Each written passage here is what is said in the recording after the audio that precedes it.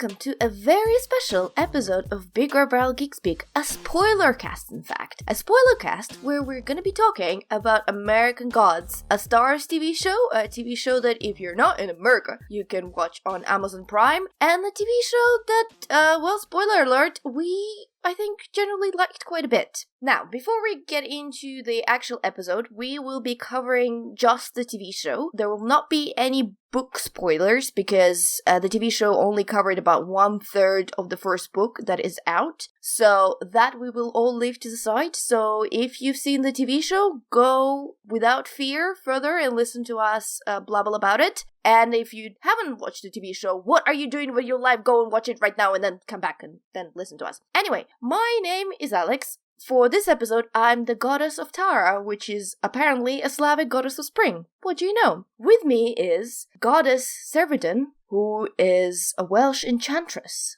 Hi, Lauren. Hello. Very enchanted to be on Spoilercast for the first time. I don't know what that was. You're right. Yeah, I'm okay. There's a bit more Welsh there. Yeah. Bring out your Welshness. It's very appropriate for this episode. I do. Rydw carrot Cymraeg. What?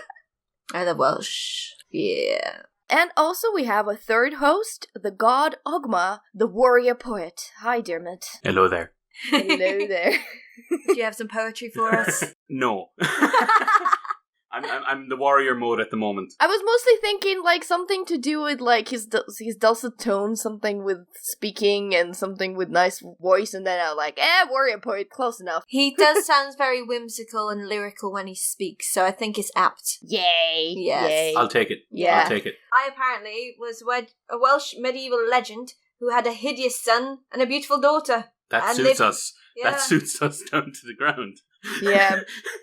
And I was possessing the cauldron of poetic inspiration. So, okay. Yeah, Goddess sure. of rebirth and shiz. Why not?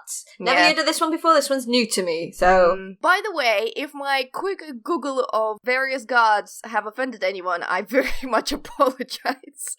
But anyway, let's get to the episode, because this is going to be a slightly shorter than usual Geek Speak, but we're going to try to get through as much of American Gods as we can. So guys, the first thing I was going to ask you, how aware were you of Neil Gaiman? Have you read any of his books before? Have you watched anything that was based on his stuff, like Caroline, for example? What's Caroline? Oh, the thing with the sheep and the dream sequences. Oh, no, I'm thinking Catherine. Ignore me.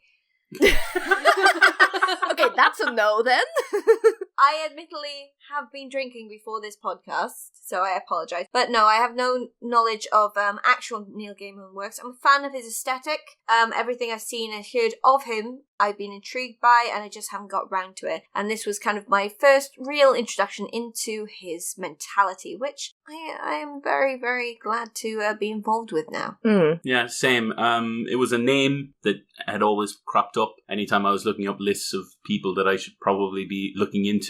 He was up there. But yeah, I just never had the opportunity to get into anything from him. So when I heard this announcement that Starz were going to make this TV show, I was actually kind of excited. I kind of knew his association with it, and I was just excited by not only his involvement, but Brian Fuller's. Mm-hmm. So I kind of just went with that. And What about you, Al? Neil Gaiman was one of the names that, as I said, like, you hear all the time. He is a big George R. Martin's fan, and obviously I've been reading a lot of Game of Thrones, so I know him from that. More importantly to me, he was one of the big friends of Roger Zelazny, and Roger Zelazny is one of my favorite fantasy writers out there, and unfortunately he passed away quite a while back, actually, but Yeah. the foreword to American Gods is actually dedicated to Roger Zelazny, which was super, like, nice to see, because I love that author so much. But yeah, it was just like, people keep telling you, oh, have you read that by Neil Gaiman? Oh, Neil Gaiman is really great. And you kind of sit there and you're like, yeah, that sounds all good. That sounds very interesting. But I never actually got there until the American Gods. Yeah, absolutely. Like, people kept telling me to read Sandman, especially, and then you kept hearing, oh, Sandman's going to be adapted. It's going to be this, X, Y, and Z. It's like, oh, that's cool. Well, maybe I should check it out. I'm really intrigued by the guy, but it didn't even get me into my research mode, which is weird. But then American Gods did, and now I'm really intrigued, like looking into the backgrounds of the characters, the origin of the characters, and how they originally looked aesthetically, which we're not going to get into in this spoilercast, admittedly. But now I'm starting to get drawn in by the Gaiman. Yeah. I mean, the one thing I heard about Sandman is that Sandman is a lot of testing ground for American Gods, actually. It's where he got to try has ideas, some of the ideas that he did better in American Gods. So from that perspective, I'm looking forward to actually going to Sandman or revisiting that. But yeah, I felt like we didn't need to mention Brian Fuller because even everyone's heard of the Hannibal, and even if you watched one episode of Hannibal, you can very distinctly imagine his aesthetic in how he makes TV shows. Very visceral. Yeah, and now it's even clearer now that we've seen American Gods. Yeah. So what about kind of the god pantheons themselves? Is there a god pantheon that you guys are more familiar with? So I admittedly was more familiar with the Judeo-Christian gods, so like the final episode with all the Jebuses.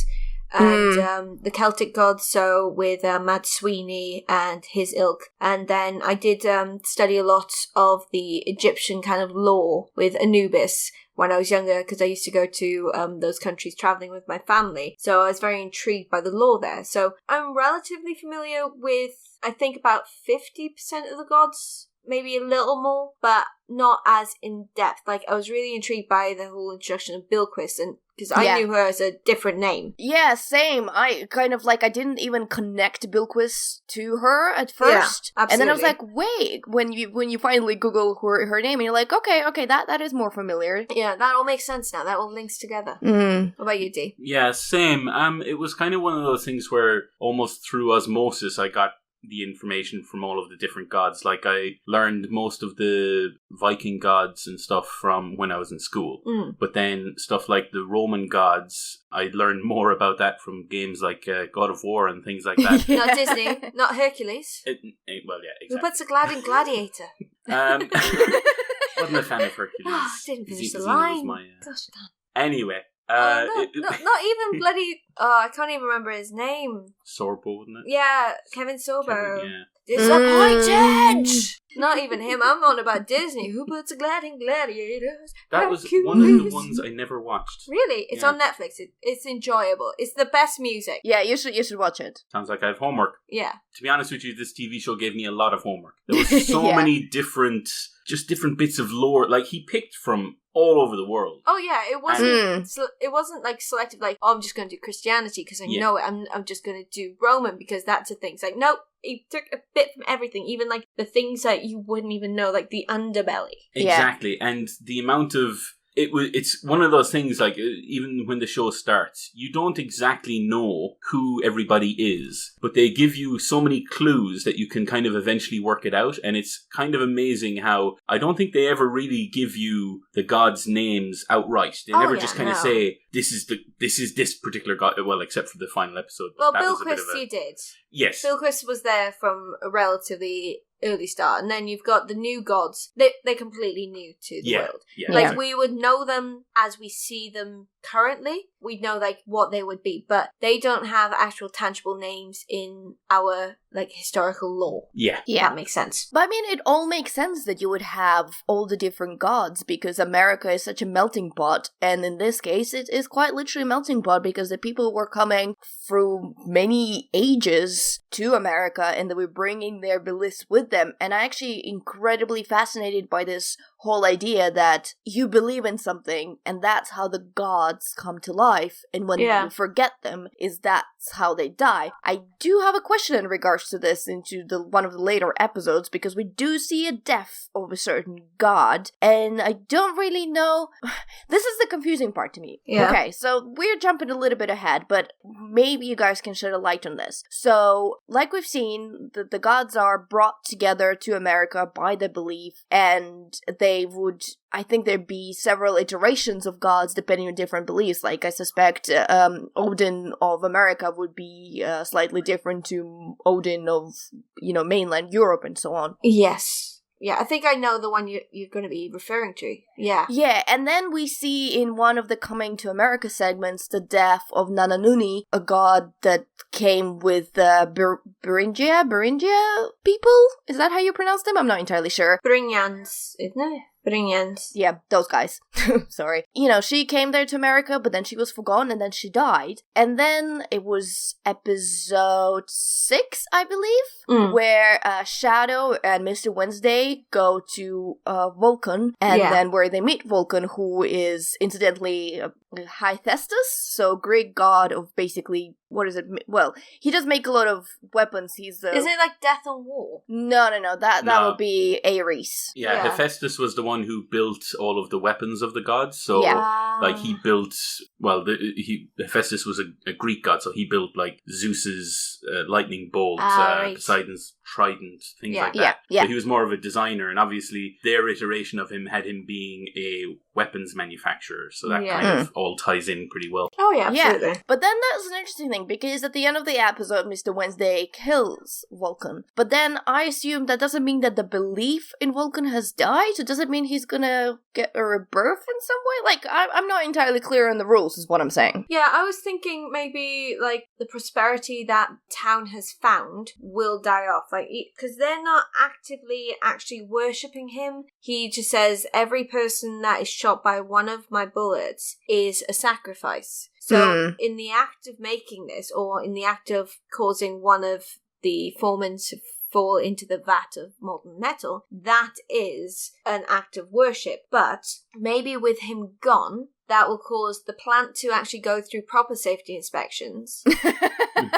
So less people will fall off that balcony and be sacrificed, air quotes, to him. And maybe the town will lose prosperity and not make as many bullets and will die out. And this is why I love this show, because it doesn't really tell you anything. You take everything in is what you read from it. So for me, when I saw him kill Vulcan, what I took from that was that Mr. Wednesday was basically he was making his own sacrifice. So he was sacrificing Vulcan into that, which meant that instead of Vulcan coming back because he was getting all these sacrifices from bullets that were still being made, we saw that at the end of the episode, those sacrifices from those bullets would now be taken into Wednesday. Yeah, were to Odin. That's how I read it. But if you didn't, that's not wrong either.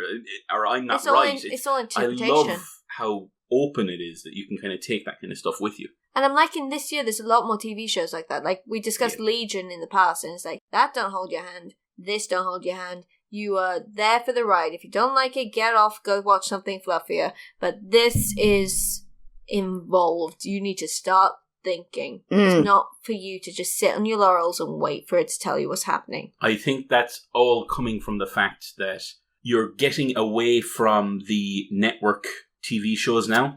All of the best shows are coming from people like Netflix, Amazon, Starz, HBO. Oh, absolutely. All subscription stuff, all stuff that you just pay for, and it's not necessarily to do with how many viewers you get, and you don't need to maintain viewers kind of in the same sense because you've so many different shows that can pick up the slack. Yeah. And it's one of those things that allows creators to be as creative, wild as they want to be, and that's clearly where Fuller makes his best work. Oh yeah, it's wonderful. Yeah. With how Hannibal has ended and was cancelled, I suspect he prefers that way as well. Because apparently the piracy was what killed Hannibal. But actually, speaking of holding your hand, at which point did you guys realize that Mr. Wednesday was Odin? Did you research it or did you figure it out? I knew from the start because of the crows. Oh, well, his ravens. Odin's ravens. Because Odin always has his 2 ravens, and he has one wonky eye. And if you look at Ian McShane, he's got a contact in his left eye. So, and also, his name is Mr. Wednesday. Wednesday is Odin's day. Yeah. So if you are familiar with his lore before the show, it's pretty easy to figure out. If not,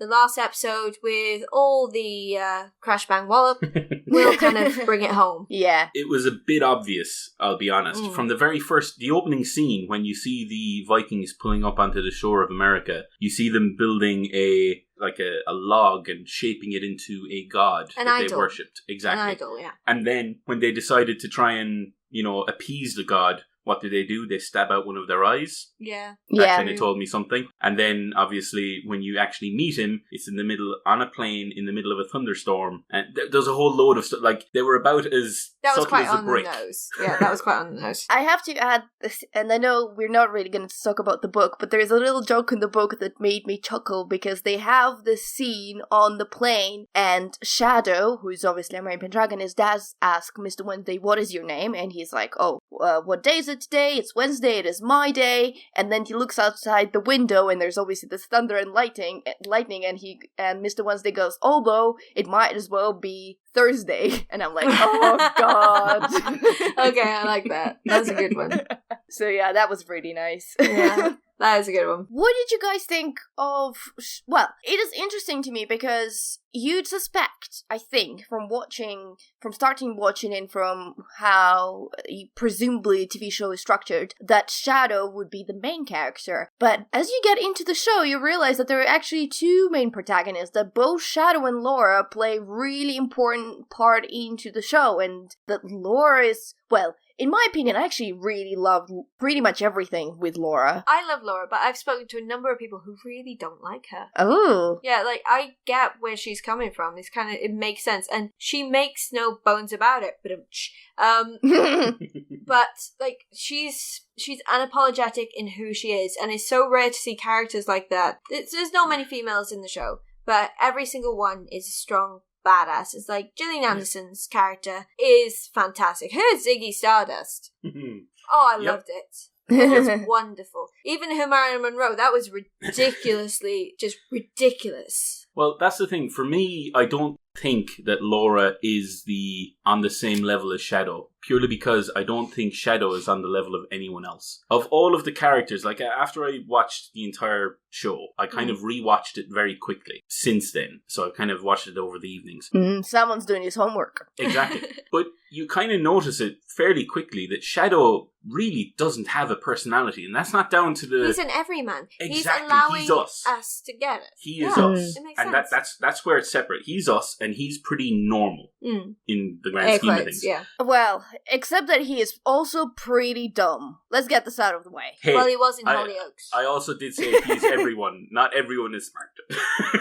So he has to play to some of the dumb people too. But no, what I mean is you have this character who's very straight-laced. He's fairly straightforward. Like he says what he thinks, and he just kind of he participates without kind of getting too involved. Yeah, until the end. Well, exactly. Yeah. Until the very end. And you realize that it's not about him believing, it's about us believing by the end. But what it allows is you have these characters who are figuratively, and in some cases, in Bilquist's case, literally large in life. Yeah. And it allows the actors to just go wild. Like, I've never seen Ian McShane this eccentric and just bigger. He's like, wonderful. he just chews every part of the scene he's in. But in a brilliant way. Exactly. It makes sense for the character. But like with Laura, because you've got Shadow being the everyman from kind of the quite mortal perspective. So he is an everyman looking into the world of the gods. Laura is dead looking into the world of God, trying to figure out what happened from that side of it. So she's got the extreme level of involvement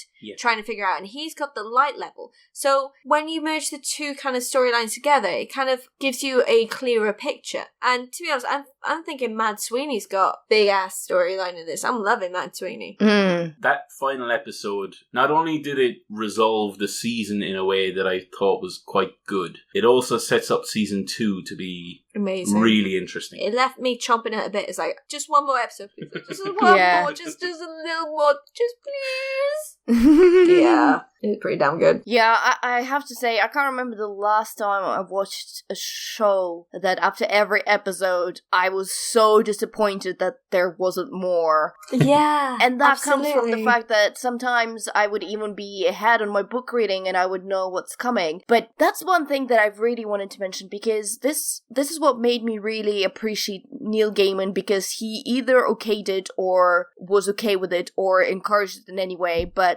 either way, he was behind it. But American Gods, the book, was written quite a bit back, and while it is a great book overall, it does have a couple of problems. It's of its time. Yes, it is of its time, and the bigger problem is that pretty much every woman in the book is an accessory to Shadow. Oh, of course they are. Especially Laura. They don't really have any kind of importance. And then in the TV show, they've done and brought her up, and episode 4, which is all about Laura, I think is one of the best episodes of television I've seen, well, if not ever, then in a very, very long while, and it was just great, and I liked how much they've given her the prominence, and that's why I was speaking to her almost as a second lead on the show, but it was nice to see that they were taking the source material and using it in a way, but then they were also kind of able to be honest with each other and say, this worked then, this will not work now. They were filling it out. They were giving it meat.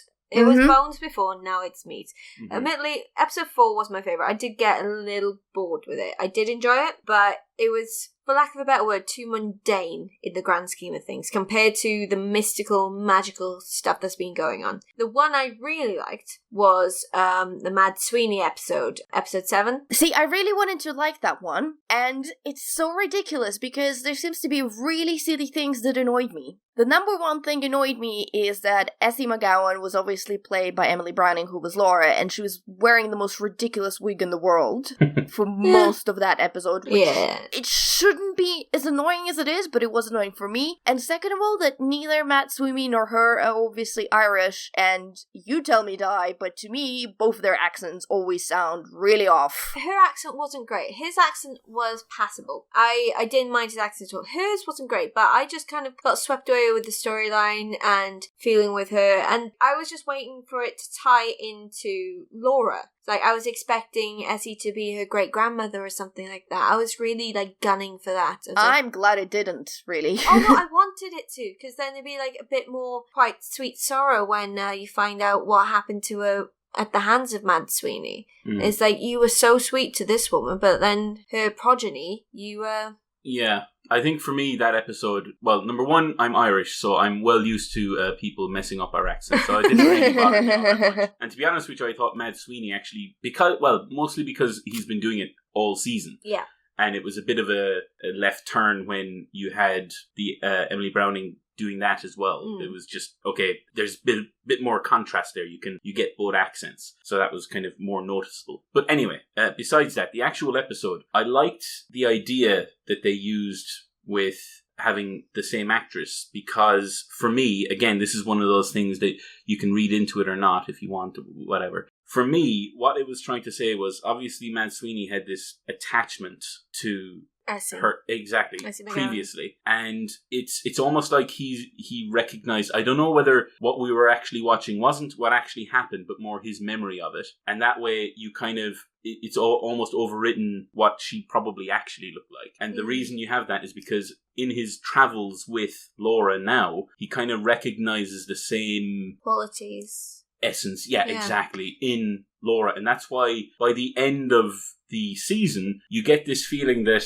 they're fairly I don't know whether she's attached to him at all, but he is fairly attached to her, despite the whole grabbing of his everything. He actually feels bad for what he did. You can see that there's pain in him, and I quite like that. It seemed like he was kind of involved with the story. It's kind of hard to explain, but when the tale was being written, at the start it seemed like he was having his input. Because as the tale was being written, was it by Anubis? Yes, Mr. Jackal. When he started writing it, he seemed surprised that Mad Sweeney said Essie McGowan. And it just seemed like, oh, is he aware that he's writing this story? Is there some sort of cosmic link between the two because he is writing Mad Sweeney's story? Yeah, or is he chronicling it rather than writing it, as in he's not creating it. He's just kind of responding to it as almost as it's happening. No, maybe you can see across time, maybe. But I thought maybe if Mad Sweeney's remembering it, and because he's remembering it, Anubis starts to write it. Yeah, it almost seemed like the writing was almost involuntary. Oh yeah, that's kind of what I read into it as. It's almost like he had to. Yeah, and that kind of tied into the episode as well. Yeah, because he said, I can see it in your fingers. Exactly. I feel it in your toes. Right? I really, really love, I don't know what kind of relationship they have, but Mr. Ibis and Mr. Jackal, they are such a sweet pair, the two of them, clearly living together, working together, and Mr. Jackal, like, you know, you go do your writing, dear. I can feel like you need to do that. I'll take care of all the work. They're an old married couple. That's yes, they're just so sweet. Absolutely. And, like, after living with each other and being around each other for so long, he knew that. It's in your fingers. Exactly. He just knew. I liked how that kind of relationship tied into it as well. It's really well written. Absolutely. Really well written. Very much enjoying it. Speaking of Mr. Ibis and him writing all the Coming to America segments, what was your guy's favorite segment? Because obviously there was one pretty much every episode, except for episode 4, because I think it was all about Laura, and then I would argue that episode 7 was completely the Coming to America segment. Yeah, like I enjoyed that, but it wasn't a segment, it was an episode. Yeah, I think my favourite was the one in episode 3, the death of the Muslim woman. Again, very sweet. Yeah, it's very, very sweet, very, very considered, very poignant as well. And you saw this woman who's like, oh, okay, I'm dead. It's like, I'll put my skirt down. I don't want to see it like that. And it's just very, very sweet and considered. And then it makes it a bit more poignant when the next episode you see his interaction with Laura. Yes. And it just makes it like, he's a nice guy if you're a good person, but Laura's having none of it. She's like, no, I'm not following with your traditions. I don't wanna. Laura's being a bit of a douche with that. And like, I love her characterization. It's like, it makes sense for her character. It's like, I don't believe this. What is this going on? It's like, dude, my heart ain't as light as a feather. Don't even try that crap. Just put me somewhere else. Like, can I get back? And then poof. Yeah. I think it was episode 2 for me. I think it was episode 2. Yeah, is that the one that had Mr. Nancy or Anansi? That I loved the way obviously you had the slaves being shipped over to America. Yeah. And then you had him appear, but instead of just giving this dialogue, he gives it in such a modern way that you realize he's timeless. He's out of time compared to all of these characters, and he's like telling you in the future you're well, I could swear, but you know what I mean. Like, our lives are really terrible. You know, like, we don't get over this for ages. Just get up there and take it back and all that kind of stuff. Anger gets done. Exactly. I love Orlando Jones. His characterization of that is amazing. So well. He's so sassy. He appears briefly in episode 8, and still, he's there for like 30 seconds. Well, he does tell the story of Bill It's about 5 minutes. Yeah, just him himself. But he's just so good. Every single word he says just lands. Yeah. Oh, he chooses the scenery, he lords it up, and is completely apt for his characterization, and he is just wonderful in it. And it's like, he is scary in a suave way. Yeah. What I was getting at earlier with the premise, the entire idea of the fact that we're dealing with gods, it allows so many big characters. Oh, absolutely. And like the actors just go for it. Like, we've mentioned Gillian Anderson. She is superb in this. And she doesn't even have to do just one thing. Yeah. Because she is media. She can be anything. And her Marilyn Monroe was fantastic. And then you've got her Bowie, and I don't even know Lucy who she was. and Judy Garland. Lucy was amazing. Judy Garland. Was it Judy Garland in the episode? Never seen that one, but it's like you got the vibe straight away with Christine Chenoweth. Like, I loved Easter as well. I think actually Easter is my favorite character. Yeah, she was so good. It's strange because, you know, when you think of Easter and you think of mother and you think of someone giving rebirth, I always imagine, and maybe that's just something from the past, you know, from paintings whatsoever, but I always imagine kind of like curvilicious, soft kind of woman that, you know, that you feel like would give you like the best hug. So when I think of Easter, I don't imagine Kristen Chenoweth. Oh, I think she did it really well. She did it well. She did it really well. Because I always think of the kind of the druidic, Celtic kind of way of thinking about Easter and the solstice and so on. And it's very naked women, lots of flowers, long flowing hair, kind of like Venus when she's in the clamshell, for example. It's kind of like the way she looks at the end of that episode. Oh, the hair down flowing. Exactly, because up until then, you got this idea that she was kind of all made up, all dolled up, but it was a facade. Oh yeah, because Christianity, and you had all the Jesuses there. She was trying to almost get in on this whole... Exactly, trying to leech some of that belief off of everything else, rather than having it herself. So when she finally does the big event at the end and takes away life, and she brings it back into herself, and it kind of rejuvenates her. Like I know she's still made up, but she doesn't look made up. She looks so fresh and almost young. It's like it revitalizes her. That's kind of the image that she probably always was, but now like a nymph. Yeah. Something very similar to that, yeah. Absolutely. But she was wonderful. And I like Kristen Chenoweth anyway, because she is a very whimsical character anyway, whatever she's in. Like when she was Glinda in Wicked, she was light, full of air, very sweet and saccharine. But she was sweet and saccharine, but you can tell that she could start some crap. Yeah. She's not one to mess with. Yep. And the look in her eyes when she realised what happened to Laura, it was like utter kind of dismay at Mad Sweeney. Yeah, but also I like how when she saw her, she almost, I think she tells her off. She's like, don't slouch, or something. She's like, pull yourself together. She puts a butterfly pin in her bloody tidying her up. It was adorable in its own way. Obviously, we were talking about big characters. I just have to give a shout out to my boy, Technical Boy. Yeah. Because he does such a good job at being utterly punchable. He's British, no? Yeah, but he's superb at it. Like it's really. I actually think it's almost more difficult to be bad. It's almost more difficult to be almost unlikable. Yeah. And he does it really well. Yeah, you just want to smack him in the face whenever you see him. Exactly. Which makes complete sense. Like, if you go to Shoreditch, which are pretty much a gaggle of technical boys right there. Or think about the song, Being a Dickhead's Cool. If you remember that song from the late noughties, which is very, very relevant today.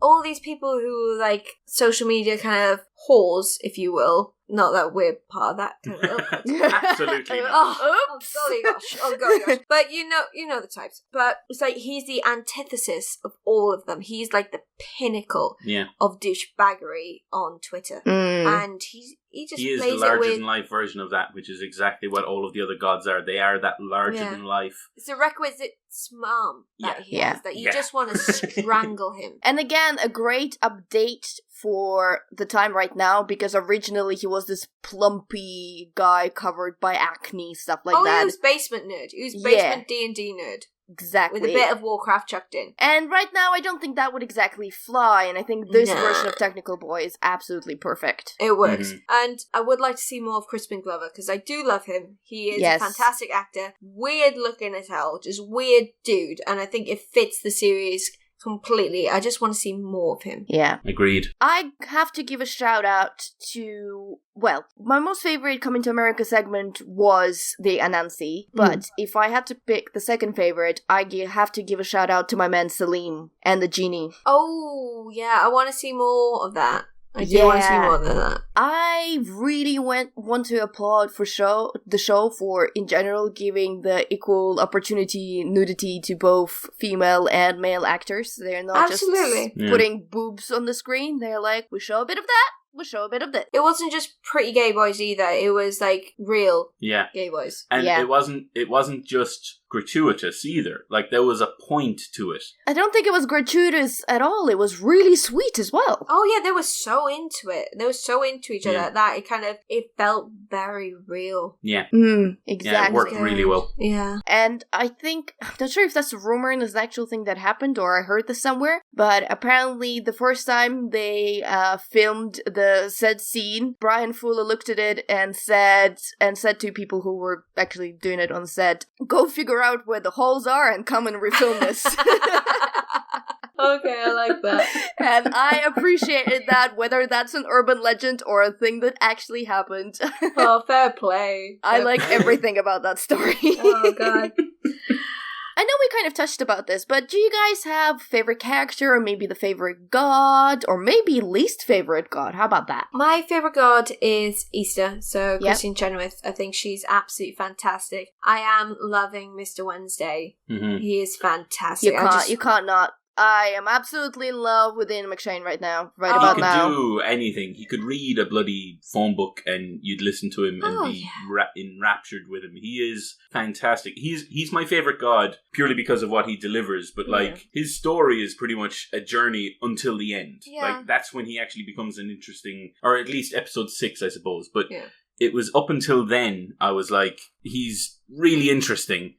But it's mostly from his performance. Like he didn't, like his character didn't change the entire way through. There was no character arc or anything like that. He didn't change like Easter did. He pretty much straightforward. He had his goal from the very first scene, but he still was such an interesting character that anytime he was on screen, I was, well, to be honest with you, anytime the show was on, I was enraptured. But you know what I mean. He's a man with a plan. Oh, absolutely. Yes. I've been listening to the soundtrack on Spotify as well, and there's when I can't remember what episode it is, but there's a cover of "I Put a Spell on You," and I was convinced that was Ian McShane because the singer just kind of nails his kind of tone and kind of like the mannerisms in his voice, and it's just so deeply sexy. It's like ridiculous. You should check out the soundtrack just on Spotify. It's amazing. We'll have to do that. Yeah, please do. Tell us your favourite song, because that's still my favourite song. Listen to it every single day, several times a day. It's good. What's your favourite character, Al? I think my favourite character is actually the character that kind of appeared and then disappeared, but solely because of the one scene. But I loved Aubrey, and I want more of Aubrey. That scene that she had with Laura when Laura's in the toilet and Aubrey's like in the shower. Oh, yeah.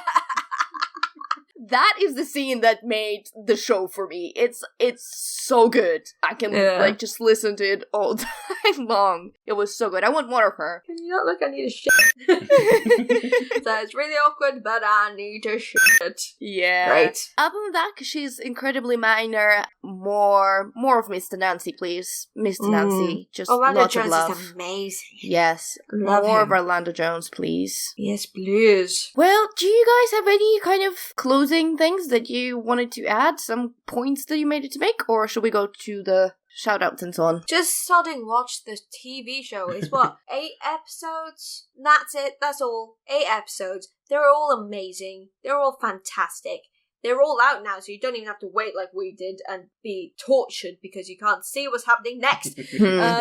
But it's absolutely fantastic. Very visceral, very, very aesthetically pleasing and intriguing with an amazing soundtrack. And I will say ditto.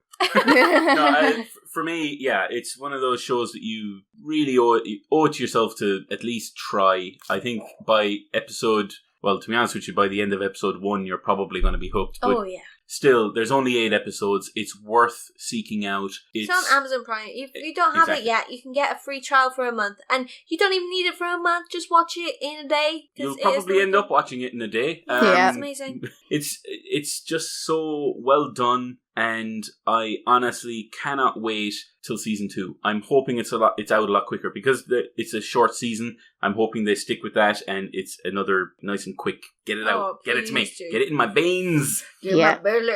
I will add that if you guys really enjoyed American Gods, and obviously we're restricted because we're doing this little spoiler cast, but there was an excellent podcast that did pretty much like 1 episode per 1 episode of American Gods.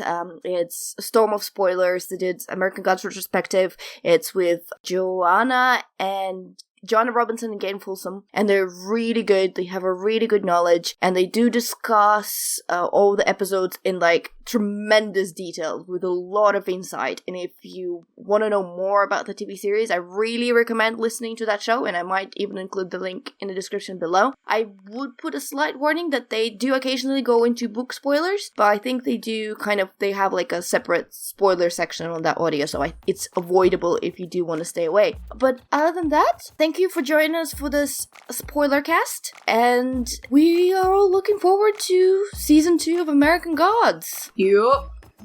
And, well, I have been Tara. I have been Serwin. I have been Ogma? Ogma? I think so. I don't know. Yeah. Anyway, we bid you goodbye. Bye. Bye.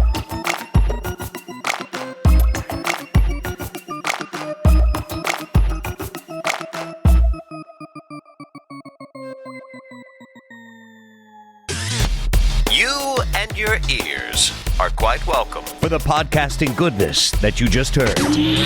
Why not roll on over to BigRedBarel.com for more podcasts, news, reviews, and videos from the biggest, reddest site on the internet, BigRedBarel.com.